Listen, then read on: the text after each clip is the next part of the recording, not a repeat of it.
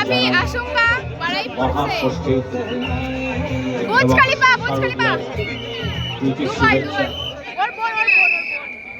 আমরা তো বেরোবো বুর্জ খলিফাতে।